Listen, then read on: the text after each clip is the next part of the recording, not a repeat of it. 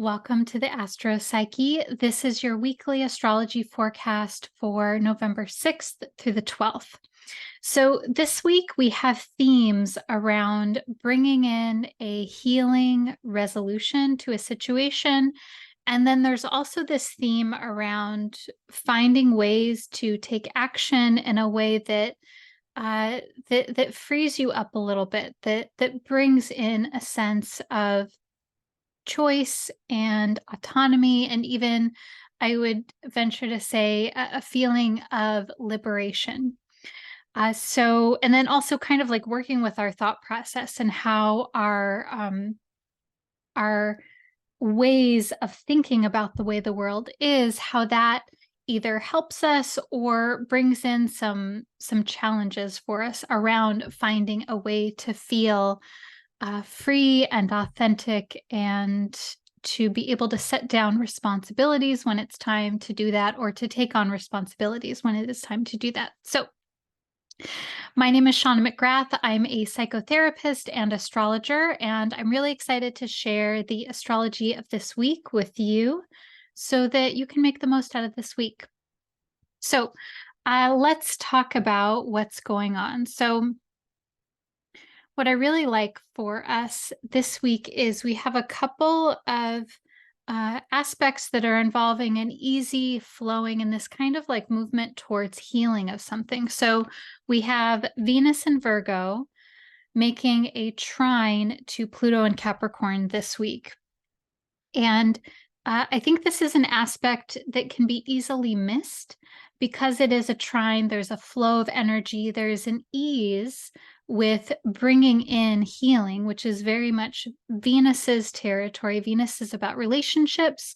It's about money and aesthetics and beauty, but also bringing in healing, bringing in a sense of ease and grace and even flow to things. Venus in Virgo especially is asking us, okay, what does this relationship or this situation need at this point in time? What is purposeful?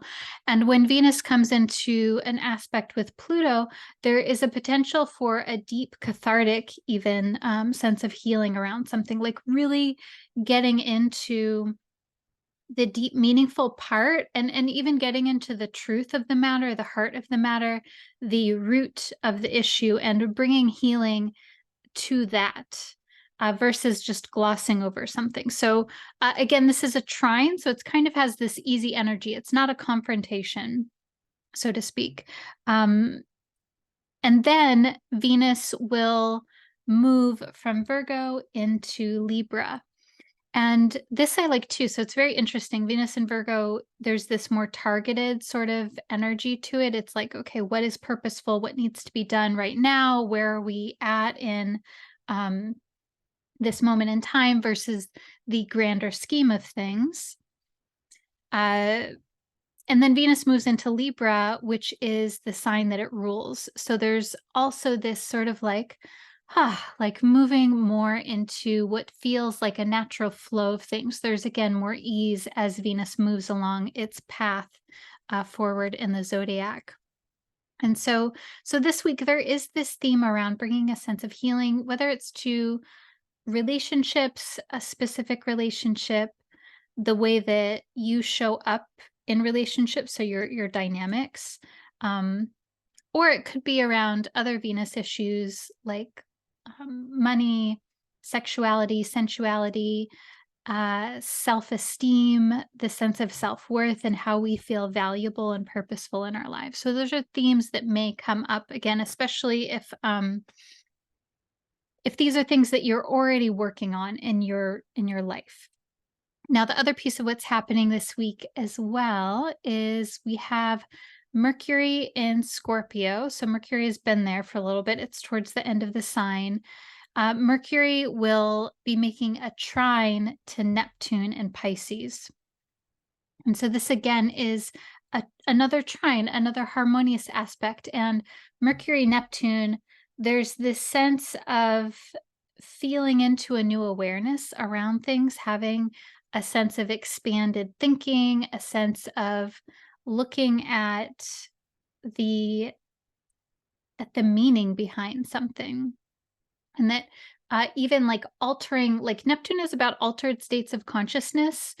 And when Mercury is involved, it's like an altered perception. Our perception can open up to another way of thinking.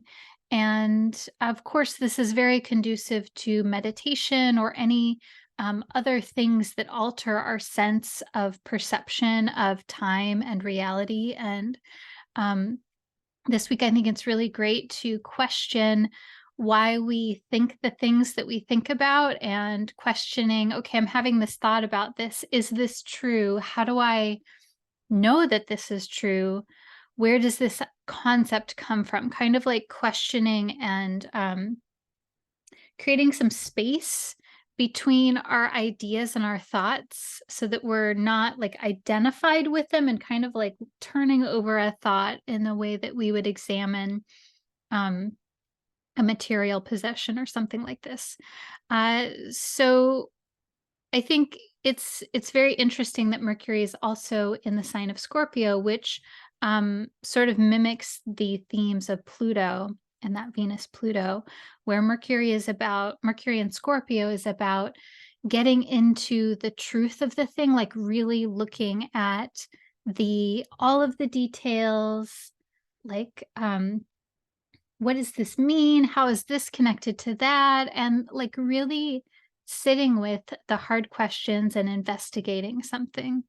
Now, of course, Mercury and Scorpio, the construed version of that is if we get, fixated on something, or there's like a sense of rumination and kind of going over and over um, the same information in a way that feels unhelpful. And so I think this is why the questioning, especially with the Neptune, the questioning and sort of like taking ourselves out of our normal automated sense of thinking about things can be helpful this week. And again, just kind of that questioning. This is why any kind of mindfulness practice or creative practice can be helpful with Neptune, because it sort of creates a bit of mental space and helps to pull us out of the thinking mind and to move more into looking at other ways that we can perceive reality. Now, Mercury this week will also change signs. So it moves from Scorpio into Sagittarius. And so there's like this flowing ease of altering our perception when Mercury is in Scorpio with Neptune. And then when Mercury moves into Sagittarius, it will immediately make a square to Saturn. And so this, I think, is like a bit of a challenge, because Mercury as a planet is about looking at the details of things. It's about looking moment by moment, day by day, thought by thought, like the minutia of things, and really focusing on one thing at a time. Sagittarius is about having big ideas, looking at the big picture, allowing for multiple truths to be true at the same time, even if they conflict with each other. There's a sense of inclusion and wanting to have everything and more, and like a sense of expansion. So when Mercury, which is about the detail, is in Sagittarius, which is about everything, like letting go of the detail, there's kind of this like a sense of tension where it might feel more difficult to find a sense of focus. And at the same time, we have Saturn involved in this aspect in a way where there's also a little bit of tension. I find that folks who have Mercury Saturn in like a challenging or hard aspect in their birth chart, there tends to be a strong like a strong sense of intellect, and even like a strong sense of concentration, but there can kind of be sort of like a tendency to not feel like you can communicate well. It's kind of like it can feel sort of like hard to say what it is that you want to say, or to find the right words. And there can sometimes be like a sense of shame or guilt about that, or deciding to, stop even like trying to engage as much, and then sort of like not using the voice. And so I'm not necessarily saying that will happen to you this week, but I'm trying to convey it's like there's a bit of like tension here um around expression and sharing ideas, which is Mercury, and then like the Saturn kind of being like a bit of a there's a challenge that needs to be overcome. And this may mean that there's something that this week that you want to say or communicate, or even that you realize within yourself, where it's like, oh, like this is kind of difficult to say or to articulate or to admit even inside of yourself. And so I would just again kind of like notice as I'm talking about this, even if there's already something happening in your life where it feels like that is where that's bubbling up to the surface, where that's coming into the forefront. Because uh the thing with this, with astrology, is nothing happens in isolation. Like there's always something that's leading up to whatever it is that we are experiencing now. And what we're experiencing now is leading up to what we will experience in the future. And so the Mercury Saturn square that's happening this week is about moving through a block or a challenge or a hindrance that involves our voice, our speech, our thought process. And so this is not something that just like springs up out of nowhere. It's like there's something that maybe, like we all have these things, right? There's something that maybe has been difficult to communicate, and it's been sort of fine or not really a priority for whatever reason. And then when this aspect comes in, it emphasizes that theme, and then there's an expression of it in our lives. And so I think that the best way to handle this is to, again, like I think questioning what's happening and like really slowing things down and looking at, oh, okay, like what is it that I'm actually thinking or feeling or wanting to say? What is the difficulty there? Where, like, what is the, like really getting into some of this like contemplation stuff, that before Mercury moves into Sag, like Mercury in Scorpio is like, why is it so difficult for me to vocalize? And we're all going to have a different reason for that, right? Like some of it's going to be for some of us, maybe we don't want to rock the boat or hurt someone's feelings, or sometimes we don't even know what we actually feel about a thing. Like we're still trying to figure that out before we can actually articulate it. So, yeah, so that's something to kind of like sit with and think about, and to do the best that you can to um,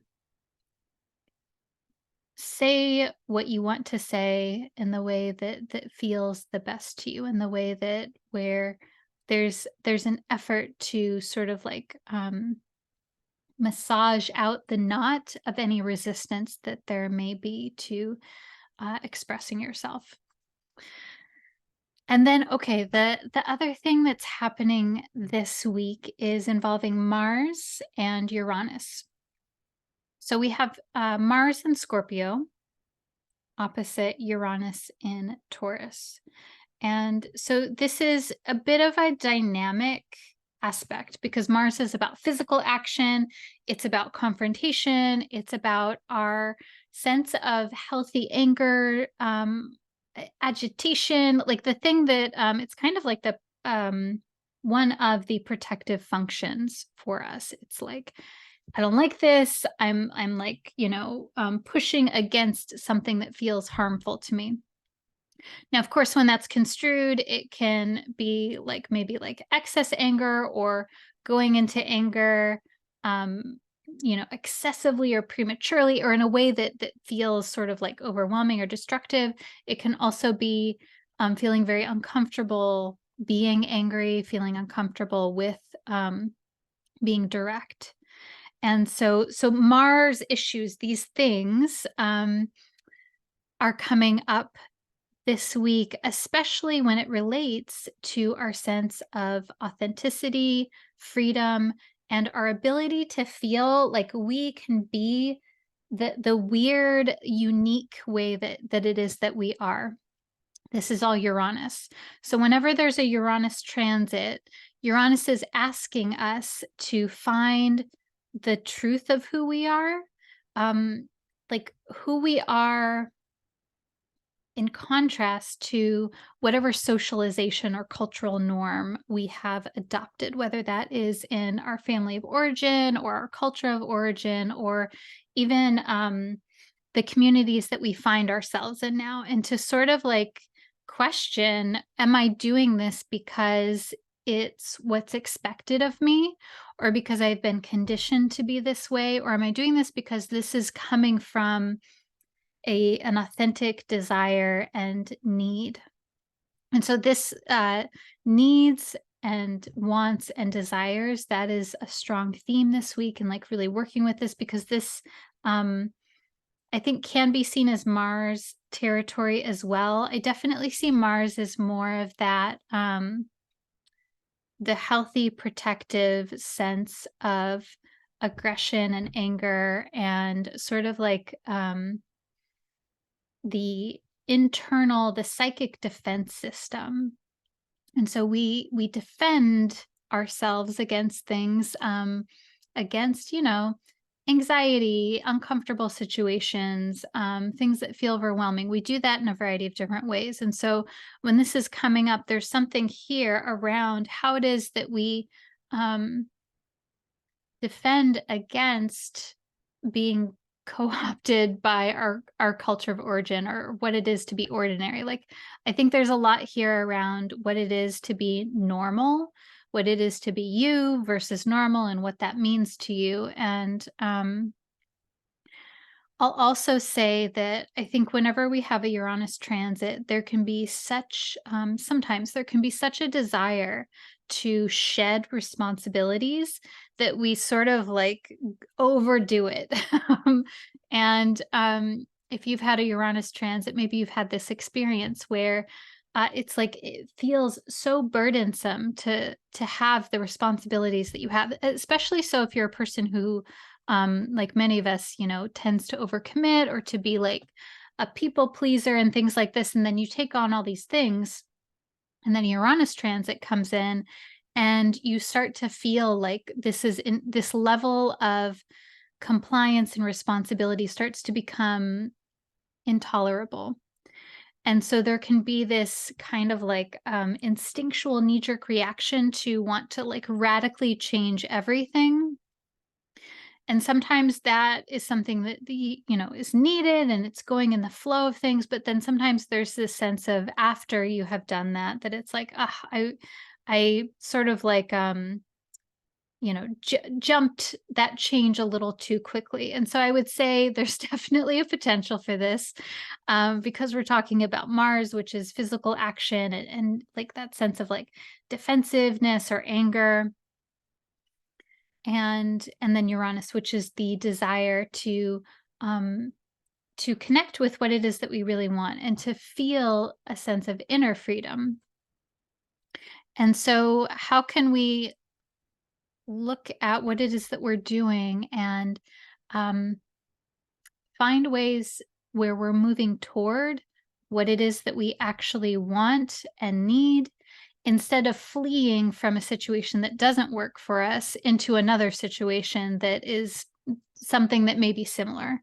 And I think this is why psychotherapy is so helpful, because it helps us to like understand the ways in which maybe essentially the ways in which we get ourselves in situations that we don't like. And why is that? How does that happen? What can we do to repattern, so that we're not moving from one scenario to another scenario where there are different situations, but a similar dynamic that's happening? And so I think that we can do that by, especially with the astrology of this week, it's about like, okay, what do I want? What do I need? And if there are opportunities that are presented, am I feeling called towards something because I actually feel a call, or am I simply so unhappy where I'm at that I just need to get out? And sometimes, that needs to happen, and there needs to be like a bridge. But I think the biggest thing here that I want to emphasize is that it's a choice, and that even if it is something where you need to make a sacrifice, or it's not something that you actually want, that it is something that you're choosing and that it's intentional, because that actually helps us to feel more free, even if we're in a situation that we don't like. Okay, so I know that might sound kind of like a lot, but yeah, I think it's a lot of good stuff. I think there's a potential for really bringing some ease, some healing into a situation that has maybe been a little difficult, and then yeah, kind of like uh, working with your motivations, and as much as we can, being honest with ourselves about what it is that we want, and if we're making a sacrifice, acknowledging that, um, and in which trying to find ways in which the sacrifices that we do make are tolerable, that they're worth it, essentially. Okay, so I'm gonna pull 3 tarot cards for you. So you can have a number between 1 and 3 in your head if you want one card to be your card. I'm also going to read these as a story altogether. Okay, so first card, card number 1, is the King of Cups. And so the King of Cups is really about emotional maturity. The cups are about emotions, they're also about relationships, and the king in the tarot is about sort of like that full sense, that full culmination of um, maturity, but in a way that is more paternal, that may have more of a masculine element to it, and that we may interpret this more that it's about like doing versus being. And so I think whenever this card comes up, it's really a theme around um, being in integrity in yourself, uh, being able to withstand critique, or being able to withstand the feelings of others and not taking those personally. So that might be something here that's going on, but we're going to go back to that in a moment. Second card is the Wheel of Fortune. And the Wheel of Fortune reminds us that we are not in control of everything, that there are factors outside of our awareness, outside of our control. And the best that we can do is wonder, get curious about what it is that a current situation is requiring of us and what we want to do. And to know that also nothing is forever and life is changeable, things can change in an instant, and to cherish the things that we love and that we adore, the people that we love and adore, to cherish the moments that are sweet and wonderful, and to also know that when things are hard, that will change at some point as well, that there's always, like, it's just always changing. Life is a constant process. Okay, last card is the Nine of Swords. So I pulled this reversed, which means for me that a couple different possibilities. As is the Nine of Swords is about worry and anxiety. It's like the things that keep you up at night that you are worrying about. It's like a very mental thinking kind of worry and anxiety. Um, the swords as a suit are about the mind and the thought process, and the 9 is kind of has this culmination energy to it as well, where there's something that needs to be worked out in order for us to have the thing that we want. So when this card comes up, especially reversed, I see reverse Nine of Swords as sort of like you releasing whatever it is that you're anxious about. I think it's also an indicator that whatever it is that you're worried about, you are worried about so much that it is disturbing your mental health, your physical health, emotional, spiritual health, etc. And so this is a reminder to find ways to manage that anxiety, because the anxiety might be hurting you more than the actual situation is hurting you. That it's like so emphasized. And how can we find ways um for you to like, be in problem solving mode when you need to, and then when there is no problem to be solved, how can you be with the feeling, whatever that is, whether that's fear or anger or like disgust or frustration, whatever it is, be with the feeling as long as you need to, so that the feeling can be felt and then metabolized, and then there can be a sense of moving on emotionally in the situation. But this like constant thinking about it, it's tearing you up in some way. Like this is not productive. And so this could be like thinking about the worst case scenario, thinking 10 steps ahead when you're not even at that point yet. And so the way that I'm looking at this, as when we look at all of the cards here together, is the first card is the top, like the topic, the agenda item, so to speak. Like, what is the theme here that is coming forward for you? And this is around emotional maturity and your ability to like, emotional maturity is really a sense of knowing that you will be okay no matter what anyone's like feelings or thoughts are about you, that the core of yourself is stable and strong, and that you can meet other people where they're at, and that doesn't jeopardize anything in you. So there's kind of like this inner strength there, that you can even be a helpful resource to others when you have that inner strength here.